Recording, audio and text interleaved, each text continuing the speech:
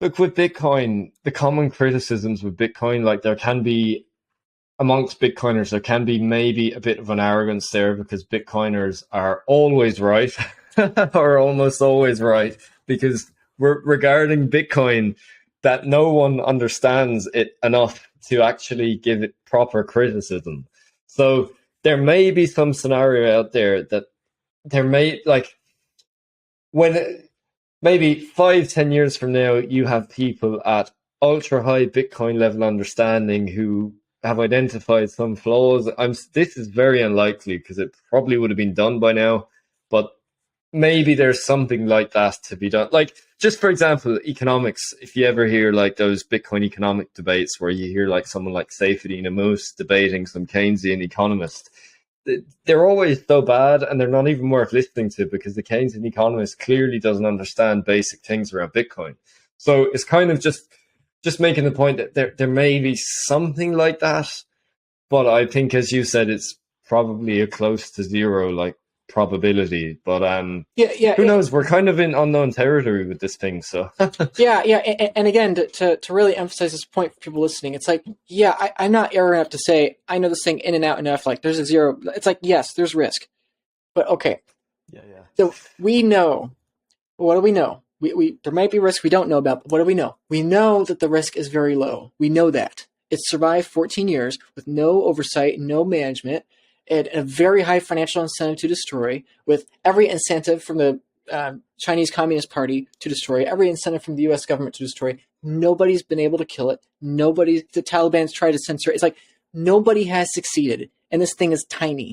And we know as it gets bigger, it becomes more secure. Just for technical reasons we can't get into now. It's like we know that Bitcoin has a very high chance of success. Okay, what else do we know? We know that the US dollar has to die, that the peso has to die, that the yen has to. We know they have to die.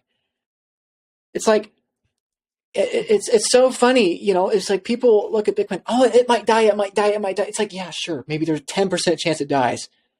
Shoot, give it a 90% chance Bitcoin dies. There's a 99% chance that the US dollar is going to die. 99.5% chance. It's like by the Fed's own admission, by the US Treasury's own admission, by everyone knows we have to make more money. We have to borrow more debt. We know that we can't cover our interest payments with our tax. But it's like, we know it's a Ponzi. We know it's dying. It's like, if there's a 1% chance that the US dollar survives another 500 years, it's like all Bitcoin has to do is be better. It doesn't have to be perfect. It just has to be better for you to justify an allocation to it. And so that's what I guess that's the best way to end it here, is that, yeah, sure, there's unknowns and there's new things and there's things we don't know, but I would argue there's a very high chance Bitcoin could survive 1,000 years, and an even higher chance it could survive the next 100 years, and even higher chance it's going to survive the next 10 years. And you know, when it's the precise opposite for the US dollar, I think there's a high chance.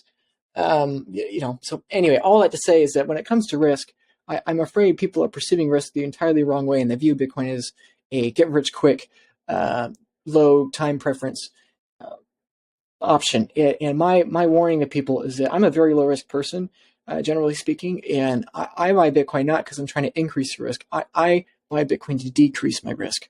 I buy Bitcoin so I can get out of the FDIC and out of the depository institution and out of the US Treasury.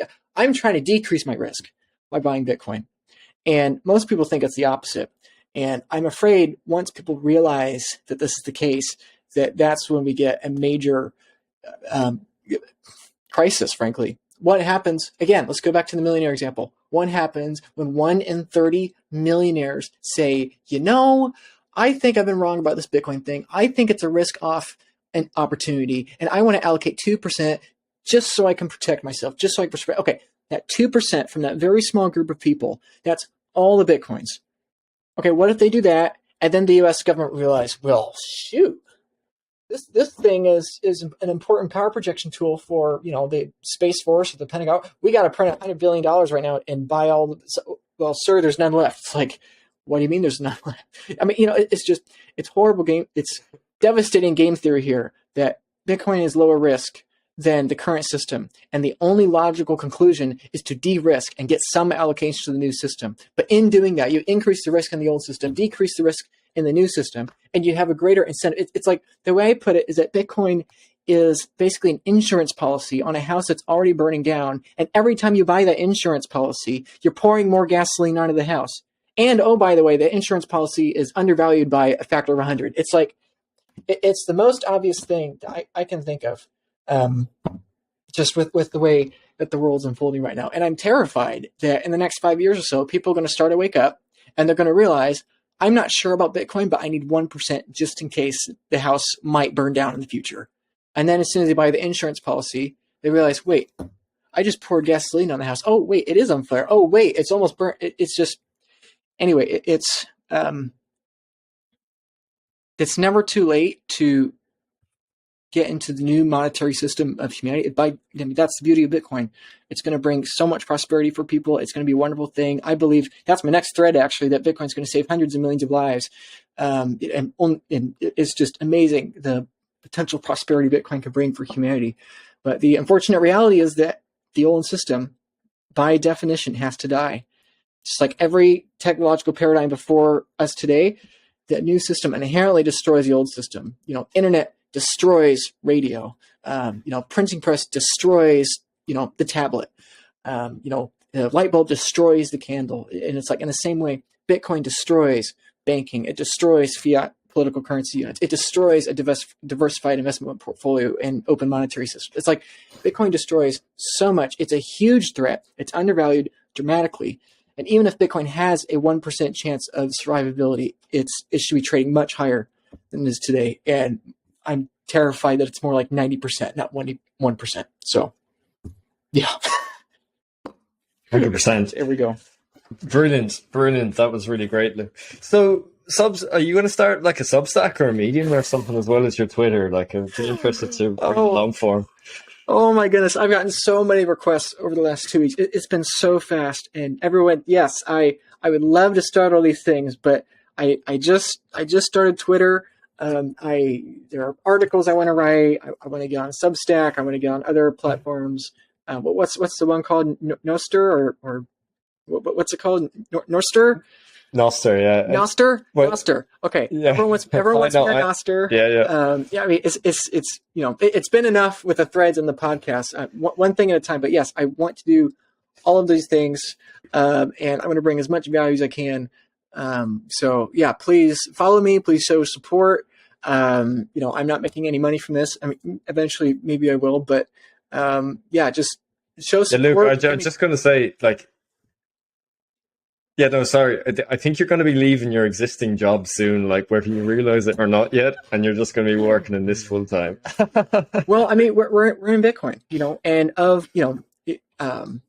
but just statistically speaking, we're the first person out of 3,000 to be in Bitcoin, and it's like, I mean, the funny thing is, I'm in real estate, and kind of going back to earlier topic, it's like, I think this profession is going to be gone in 80 years or 100 years or maybe even less, and so it's kind of funny that, it's kind of funny because it's like, I know my job is going away. I know the assets I'm saving is going away. And that's why I need Bitcoin. It's being a broker and buying real estate is not a diversification, a part of my portfolio. It's a hedge against Bitcoin failing and the 10% chance or whatever percent chance Bitcoin fails. And that's what people don't understand. They think Bitcoin is a hedge against something failing, and they fail to realize that everything else is a hedge against Bitcoin failing. So, yeah, either way, I'm going to be leaving my job if Bitcoin survives. Okay. Whether that's sooner or later.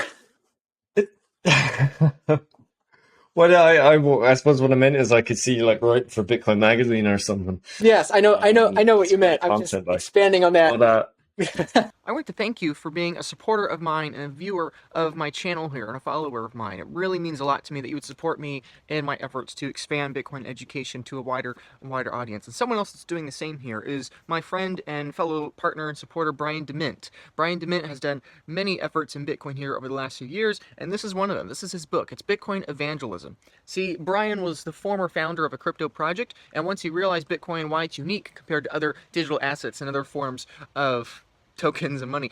He wrote this book. He wrote this book comparing why Bitcoin is unique in this sense. So no matter if you're new to Bitcoin, if you're trying to preach the message of Bitcoin, or you know someone that is a little more advanced, you know, wherever your experience level, where you are, this is a book that's probably going to be very useful to you. The text is very readable, lots of bolded quotes from many people throughout history about why Bitcoin's unique, comparisons to former technology, why Bitcoin is in a similar way people are irrationally scared of it in the beginning, and lots of great visuals explaining various aspects about Bitcoin, the regular political currency and financial system, and why Bitcoin is most likely going to go up in purchasing power in the future. So again, whether you're new to Bitcoin, you're just trying to explain to someone why Bitcoin is unique compared to other crypto tokens, crypto projects, and political currencies, this could be a good visual aid for you to share to people with easy to readable text and great concepts in there as well. So if you want to continue to support me and you want to support someone else, Brian DeMint's book, Bitcoin Evangelism, I highly recommend you check it out. Thanks.